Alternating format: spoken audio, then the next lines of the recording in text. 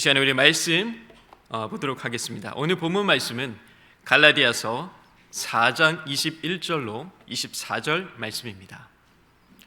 갈라디아서 4장 21절로 24절 말씀입니다.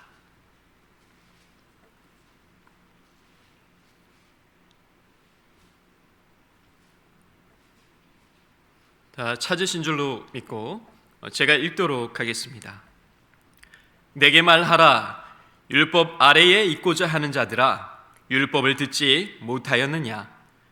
기록된 바 아브라함에게는 두 아들이 있으니 하나는 여종에게서 하나는 자유 있는 여자에게서 났다 하였으며, 여종에게서는 육체를 따라 났고 자유 있는 여자에게서는 약속으로 말미암았느니라.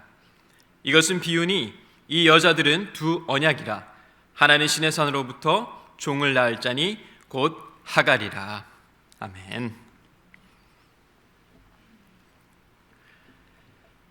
이 갈라디아서 말씀은 아무래도 이 율법과 복음에 관한 이런 교리적인 내용을 담고 있기 때문에 우리가 사실 이해하기가 쉽지만은 않습니다. 그래서 전하는 자의 입장에서도 이 어떤 적용점이나 쉽게 실생활에서 나눌 수 있는 것들을 전하는 것이 사실상 훨씬 쉬운데, 오늘은 좀 교리적인 부분을 나누어서 조금 딱딱할 수 있지만 교리의 중요성을 알고 이 시간에 잘 한번 들어주시길 바랍니다. 여러분은 이 두 가지가 있습니다. 율법이라는 단어와 은혜라는 단어가 있습니다.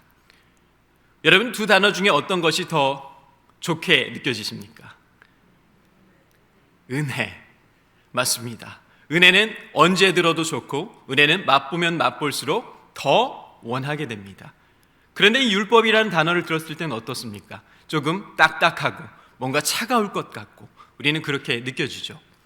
그러나 성경에서는 이 율법과 은혜를 얘기하면서 이것은 동전의 양면과 같다고 말합니다.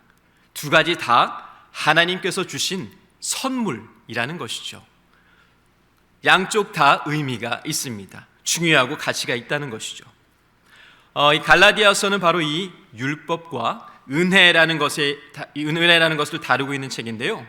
우리가 본문에 앞서서 많이 들으셨겠지만 이 갈라디아서의 배경과 목적을 좀 간단히 살펴보겠습니다. 갈라디아서는요, 여러분 갈라디아가 어디 지역입니까? 지금의 터키 지역이죠. 그 터키 지역에 사는 당시의 이 디아스포라 유대인, 이 디아스포라라는 말은요, 흩어져 있다라는 뜻입니다. 예루살렘에 있던 유대인들이 사건으로 흩어져서 세계 각지에 흩어졌을 때 이 소아시아에 살던 지역의 유대인들을 향해서 바울이 쓴 편지가 이 갈라디아서이죠. 여러분, 편지를 쓰는 데는 다 이유가 있습니다. 러브레터는 무엇입니까? 사랑을 위해서 쓰죠. 행정서신은 무엇입니까? 행정 내용을 전하기 위해서 쓰는 것입니다. 이 갈라디아서의 목적은 당시 이 소아시아 지역의 교회와 성도들이 그리스도를 통한 의로움을 좇아야 되는데, 그것이 아니라 나의 노력과 종교적인 열심과 나의 수고를 통해서 의로움을 찾고자 하는 가짜 복음에 현혹되고 있었기 때문입니다. 우리가 잘 알고 있는 말씀 중에 이 말씀이 있습니다. 사람이 의롭게 되는 것은 율법의 행위로 말미암음이 아니요 오직 예수 그리스도를 믿는 믿음으로 말미암음이니라. 아멘이십니까? 그런데 우리가 가만 생각해 보면 여러분 어떻습니까? 내가 뭔가를 이루고 성취해서 인정받는 것과 아무것도 하지 않고 인정받는 것 중에 여러분은 심적으로 어떤 게 더 편안하게 느껴지십니까? 뭔가를 하고 나서 그것에 맞는 보상을 받고 인정받는 것이 더 편안합니다. 내가 일을 해내고 나서 인정받으면 마음이 편한데 하지 않고 받으면 뭔가 좀 불편하고 찝찝하죠. 아마 당시의 갈라디아 성도들도 그러했을 겁니다. 추측컨대. 저들은 생각했습니다. 아니, 나는 아무것도 하지 않았는데 믿기만 하면 구원을 받고 의롭게 된다고? 이들이 어떤 사람들이었습니까? 예수를 믿음으로 의롭게 된다는 소식은 들었지만 평생을 율례와 규례 속에서 살아온 유대인들이 어쩌면 이 믿음 하나만으로는 부족해 보였을 것입니다. 그래서 이 행위, 행위를 통해 함께 의롭게 될 수 있다는 이 혼합주의적인 교리가 저들에게는 더욱더 매력적으로 다가왔을 것이라는 것이죠. 그리고 이러한 논쟁이 계속해서 갈라디아서에서 반복되면서 오늘 본문 4장에 이르게 됩니다. 그리고 이 가운데 오늘 특별히 두 가지의 교훈을 제가 나누고자 합니다. 첫 번째 교훈입니다. 율법 아래에 있는 자들은 율법을 듣지 못합니다. 율법 아래에 있는 자들은 율법을 듣지 못합니다. 오늘 본문 갈라디아서 4장 21절 다시 한번 보도록 하겠습니다. 4장 21절입니다. 내게 말하라. 율법 아래에 있고자 하는 자들아, 율법을 듣지 못하였느냐. 여러분, 이때 율법 아래에 있는 자들이 어떤 자들이겠습니까? 바로 거짓 가르침을 전하는 교사들과 현혹된 유대인들이었겠죠. 그리고 이들을 향해 바울이 이렇게 반문합니다. 너희가 율법을 따르는 자들인데 왜 정작 너희가 따르는 그 율법을 듣지도 못하고 알지도 못하며 이해하지 못하느냐라고 묻고 있는 것이죠. 여러분, 이때 이 듣다라는 단어의 원어의 뜻이요, 이 쉐마라는 뜻인데요. 이 쉐마는요, 우리가 구약 성경에 보면은 하나님께서 이스라엘 백성을 향해서 가장 많이 언급하셨던 첫 구절이기도 합니다. 쉐마 이스라엘, 들으라 이스라엘아.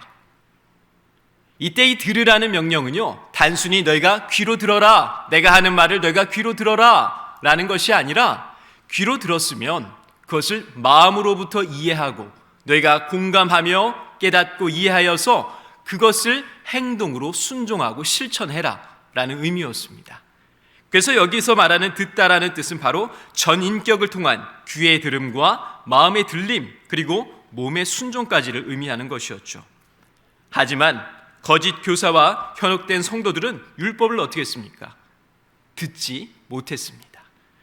열심히 율법을 좇아 살았지만 정작 그 율법이 말하는 바가 무엇인지를 깨닫지 못했다라는 것입니다. 당연히 이들은 율법의 행위로 의롭게 될 수 없음을 깨닫지 못하고 그 행위로는 결국 실패로 귀결됨을 깨닫지 못했습니다. 뿐만 아니라 이 거짓 교사와 현혹되었던 디아스포라 성도들은 율법의 본정신, 바로 은혜와 사랑, 정의와 공의가 이루어지는 그 율법의 정신을 알지 못했다라는 것이죠. 쉽게 말해 수박의 겉만 핥고 있었습니다. 여러분, 수박의 겉맛과 안의 맛은 분명히 다릅니다. 그러나 겉맛만 핥고 있으면서 나는 안의 맛을 아는 것처럼 그렇게 얘기하고 있는 것은 이들이 굉장히 무지했다라는 것이죠. 코끼리 엉덩이를 만지면서 무엇인지 모르는 것처럼 말입니다. 갈라디아서 5장 14절에서는 이런 말씀이 있습니다. 온 율법은 내 이웃 사랑하기를 내 자신같이 하라 하신 한 말씀에서 이루어졌나니. 이 말씀이 무엇입니까? 율법의 최고의 강령은 바로 사랑하라라는 것이었습니다. 저들에게는 율법의 형식은 있었지만 정작 그 내용의 핵심이었던 사랑이 없었습니다. 사랑이 고갈된 율법을 저들은 굳건하게 붙들고 있었던 것이죠. 여러분, 우리 사랑하는 새삼교 성도 여러분, 여러분은 어떻습니까? 여러분, 수박의 겉핥기 하고 계십니까? 아니면 그 수박의 그 단맛을 보고 계십니까? 우리는 겉이 아니라 속으로 들어가야 할 줄로 믿습니다. 바로 율법의 정신이었던 사랑과 정의, 바로 그 공의가 이루어지는 바로 그런 삶을 살아야 할 줄로 믿습니다. 그리고 이를 또한 오늘의 상황과 연관시켜서 영국의 신학자였던 존 스토트는 이렇게 말했습니다. 오늘날에도 그런 사람이 너무나도 많이 있습니다. 그들은 바울의 편지를 받은 유대주의자는 아니지만 신앙이 율법주의적이고 형식주의적이며 하나님께 나아가려면 여전히 특정한 계율을 지켜야 한다고 생각합니다. 율법의 본정신인 자비와 사랑, 정의와 공의의 행함은 잊은 채 말입니다. 그렇습니다. 오늘날에도 이런 사람은 여전히 많습니다. 예수 믿고 의롭게 되었다고 믿지만 여전히 율법의 형식에 매인 바로 자유가 없는 사람들 말입니다. 바로 제가 그랬습니다. 어제 보니까 제가 찍었던 간증 영상이 이 유튜브에 올라와 있더라고요. 그때 제목이 제가 영원히 사랑받는 영원한 해방자라는 제목으로 올렸는데요. 어린 시절의 저의 삶은 사실 해방자와 자유자의 삶이 아니었습니다. 언제나 무언가에 속박되어 있고 뭔가 감시받고 관리받고 정죄당할 것 같은 그러한 감옥과도 같은 마음의 감옥의 신앙에 머물면서 어떻게 하면 저 사람들에게 손가락질 당하지 않을까? 어떻게 하면 본이 될 수 있을까? 오로지 율법의 그 행위에 초점이 맞추어진 그러한 시절을 보냈습니다. 그런데 20살의 대학생이 되어 처음 예수 그리스도라는 분은 제가 개인의 구세주로 인격적인 만남을 통해 알게 되고 영접하게 되자 그분에 대한 첫 번째 깨달음이 이거였습니다. 바로 그 구속과 그 속박을 깨뜨리기 위해서 오신 분이 예수 그리스도시며 그분의 그 깨뜨리심과 죄의 결박의 속박을 하나님께서 끊어주셨기 때문에 우리가 그 은혜의 사랑으로 넉넉히 승리하며 우리가 하나님의 자녀로 살아갈 수 있다는 사실입니다. 우리가 너무나도 많은 경우에 탕자의 비유처럼 첫째 아들과 둘째 아들이 있었습니다. 둘째 아들은 탕자, 말 그대로 세상에서 떠돌다가 이생의 자랑을 일삼다가 돌아온 자였고 맏아들은 철저하게 아버지 옆에 있었습니다. 그러나 여러분, 사실상 그 맏아들 첫아들도 잃어버린 자였습니다. 왜냐하면 그도 율법에 매여 있는 자였기 때문입니다. 바로 아버지 되신 하나님께서 너를 내가 축제의 자리로 초대한다, 너를 해방의 자리로, 자유의 자리로 초대한다 했지만 저는 그것을 거절했습니다. 하나님, 아버지, 저는 율법을 지키며 의롭게 사는 것이 더 좋습니다. 이것이 저에게 더 큰 만족과 기쁨을 줍니다. 여전히 그 수준에 머물러 있었던 것이죠. 하지만 우리는 깨달아야 합니다. 나도 첫째 아들이 될 수 있습니다. 나도 지금 그렇게 살고 있을 수도 있다라는 것입니다. 율법이 아닌 바로 은혜를 붙드는 우리 성도님 되시기를 주님의 이름으로 축복합니다. 그리고 제가 어린 시절에 겪었던 많은 일들 중에 여러분, 우리 며칠 전에 율법에 대해서 설명을 할 때 율법과 율법주의에 대해서 이야기를 나누었죠. 그런데 제가 매어있던 한 가지가 더 있었습니다. 그것은 바로 형식과 형식주의라는 것이었습니다. 여러분, 형식이 중요할까요? 안 중요할까요? 중요합니다. 형식이 갖추어져 있어야 그 형식과 폼을 통해서 그 내용을 진행해 갈 수 있기 때문입니다. 질서 있게 말입니다.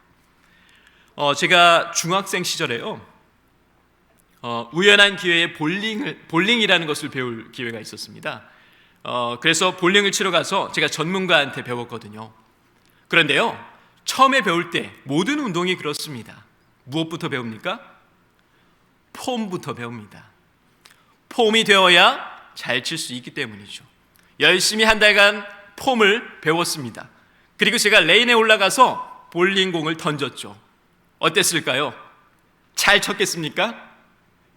네, 저도 잘 쳤으면 좋았겠는데 폼만 배우고 올라가서 쳤더니 잘 안 쳐지는 겁니다. 그래서 제가 무엇을 한 줄 아십니까? 내려가서 다시 폼을 배웠습니다. 이렇게 폼을 또 배우고 올라가서 치니까 조금씩 나아지는 것이었습니다. 여러분, 형식은요 필요합니다. 폼이 있어야 그래야 그 내용이 실천될 수 있기 때문이죠. 그러나 우리가 한 가지를 더 알아야 됩니다. 폼만으로는 안 됩니다. 제가 치는데요, 옆에 있는 한 수강자가 폼이 너무나도 훌륭했습니다. 선수 같아요. 저는 그래서 막 200점, 300점 잘 칠 줄 알았습니다. 딱 올라가서 쳤는데 80점. 여러분, 폼은요 그 내용을 실천하고 내용을 잘 이행하기 위한 필요의 도구입니다. 그런데 우리가 너무나도 많은 경우에 이 겉으로 보이는 이 형식에 매여서 그 내용을 실천하지 못하는 경우들이 있다라는 것입니다. 그 대표적인 인물이 누구였습니까? 바로 유대 바리새인과 서기관들이었습니다. 저들은 예수께서 말씀하셨죠. 너희는 회칠한 무덤과 같다. 그 속내에 있는 것들은 그렇지 못하면서 겉으로 보이는 치장한 것만 그럴싸하게 만들어 놓은 너희는 가짜다 라고 예수님께서 말씀을 하셨다라는 것입니다. 폼과 형식만 고수하면 그 내용과 실전의 것을 거부하게 되고 그 형식은 결국 형식주의라는 우상에 빠지고 만다라는 것입니다. 당시 갈라디아의 많은 유대인들이 이 형식주의와 율법주의에 빠져 있었습니다. 율법의 폼과 형식은 철저히 지켰지만 그 회칠한 무덤처럼 정작 율법의 정신과 그 내용에 대해서는 무지했다라는 것이죠. 여러분, 율법의 정신이 무엇입니까? 바로 그것은 그 기저에 깔려있는 하나님의 우리를 향한 그 매뉴얼, 안내서는 바로 은혜와 사랑, 정의와 공의를 행하는 삶이었습니다. 그러나 저들은 여전히 혈통주의와 민족주의에 빠져 있었습니다. 그것은 습관적인 행동이었죠. 그리고 다시 옛 습관으로 돌아가서 율법의 행위를 은근슬쩍 의에 이르는 길로 규정하고 있었습니다. 그래서 바울이 이렇게 역설을 표현한 것입니다. 너희가 율법을 지켜 행하고자 하나 정작 율법의 내용은 이해하지도 행하지도 못하고 있구나라고 말입니다. 율법 아래에 있는 자들은 율법을 듣지 못합니다. 율법주의와 형식주의에 머물지 말고 우리도 율법의 정신을 회복하여 그 정신을 행함으로 나아갈 수 있는 성도님들 되시기를 주님의 이름으로 축복합니다. 그리고 우리 두 번째로 나가겠습니다. 두 번째, 우리는 율법이 아닌 은혜의 자손입니다. 율법이 아닌 무엇의 자손이라고요? 은혜의 자손입니다. 우리 본문 22절로 24절 말씀 다시 한번 보도록 하겠습니다. 22절로 24절입니다. 기록된 바 아브라함에게 두 아들이 있으니 하나는 여종에게서 하나는 자유 있는 여자에게서 낳다 하였으며 여종에게서는 육체를 따라 낳고 자유 있는 여자에게서는 약속으로 말미암았느니라. 이것은 비유니 이 여자들은 두 언약이라. 하나는 신의 산으로부터 종을 낳을 자니 곧 하갈이라. 여러분 혹시 이런 얘기 들어보셨습니까? 풍유적 비유라는 말 들어보셨습니까? 우리가 어떤 재미있는 얘기를, 어떤 심각한 얘기를 재밌게 풍자로 얘기하거나 또는 풍의를 통해서 대입해서 얘기를 하기도 합니다. 이걸 조금 어려운 말로 하면요, 알레고리 해석이라고도 합니다. 성경에는 이 알레고리 해석이 많이 나오지 않습니다. 그런데 특이하게도 이 본문 갈라디아서 4장에서 이 율법과 은혜의 관계를 설명하면서 바로 아브라함의 두 아내 하갈과 사레를 통해서 이 둘의 관계를 설명하고 있습니다. 이를 나누기 위해서는 창세기로 잠시 나누도록 하겠습니다. 여러분이 잘 알고 있는 대로 아브람은 75세, 그리고 사레는 10살이 적은 65세에 하란을 떠나 하나님이 약속하신 가나안 땅으로 향했습니다. 그리고 그 도중에 이런 말씀을 듣게 되죠. 창세기 12장 2절입니다. 내가 너로 큰 민족을 이루고 내게 복을 주어 내 이름을 창대하게 하리니 너는 복이 될지라. 우리가 잘 알고 있는 말씀입니다. 자녀로 큰 민족을 이루어서 하늘의 무별처럼 그리고 바다의 모래알처럼 많게 하신다 하셨는데 무려 11년이 기다려도 자녀에 대한 응답이 없었습니다. 그리하여 소위 인간적인 방법으로 취한 자가 여종 하갈이었고 여기서 낳은 자녀가 바로 이스마엘이었습니다. 그리고 바울은 바로 이 인간적인 방법과 행위를 통해 이루어진 그 이스마엘을 낳은 이것을 바로 육체의 행위, 바로 동침하여 자녀를 낳은 이 인간적인 노력과 열심을 율법주의적인 행위에 비유를 했던 것입니다. 자신의 노력에 의한 율법을 이루는 삶을 말이죠. 율법주의는요, 은혜의 약속을 기다리지 않는 것입니다. 아브라함은 은혜의 약속을 기다려야 했습니다. 하지만 그럼에도 자신이 먼저 행위를 통해 나아갔기 때문에 그 율법의 메인자가 되었던 것이죠. 그렇다면 우리 사라는 어떻습니까? 14년이 더 지났습니다. 사라도 아들을 낳죠. 이름이 이삭입니다. 그리고 그 이삭은 이렇게 기록되어 있습니다. 자유 있는 여자에게서 난 자니라. 바로 이 자유 있는 여자로 비유되었을 때 이 자유라는 것이 하나님의 약속, 내가 너에게 자녀를 주겠다라는, 네가 99세가 되고 89세가 되어도 너의 몸이 너덜너덜해져도 그럼에도 불구하고 기적적으로 너에게 자녀를 줄 수 있는 바로 그 은혜의 약속이 바로 자유를 의미하고 있었다라는 것입니다. 그런데 여러분, 여기서 중요한 것이 있습니다. 사라는요, 자신이 자녀를 가질 것에 대한 확고한 믿음을 가지고 아이를 낳았습니까? 아니었습니다. 사실상 창세기 18장 12절 말씀을 보면 이렇게 되어 있습니다. 사라가 속으로 웃고 이르되 내가 노쇠하였고 내 주인도 늙었으니 내게 무슨 즐거움이 있으리요.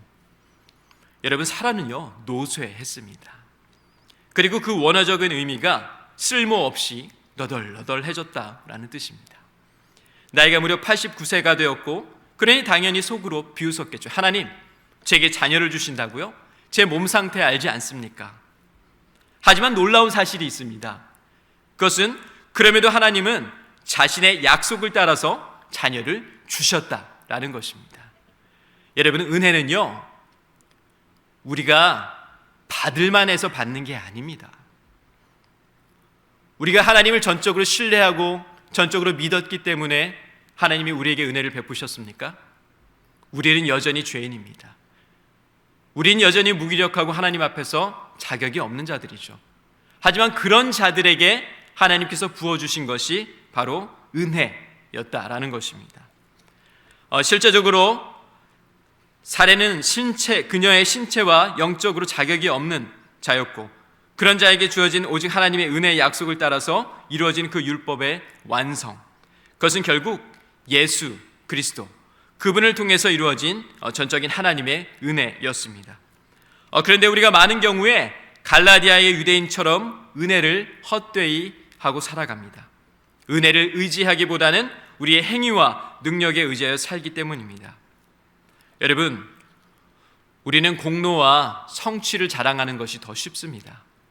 하지만 하나님께서 우리에게 원하시는 것은 나의 거칠에, 나의 형식, 율법주의에 빠지는 것이 아니라 바로 온전히 우리에게 허락하신 예수 그리스도, 그분을 붙드는 은혜의 삶으로 나오기를 초청하고 있다는 사실입니다.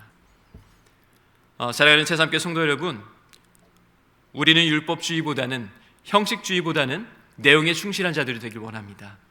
내면이 신실하게 하나님을 섬겨서 그 은혜를 계속해서 갈급하며 은혜를 우리가 맛보며, 그래서 그 은혜를 힘입어 살아가실 수 있는 우리 제3교 성도님들 되시기를 주님의 이름으로 축복합니다.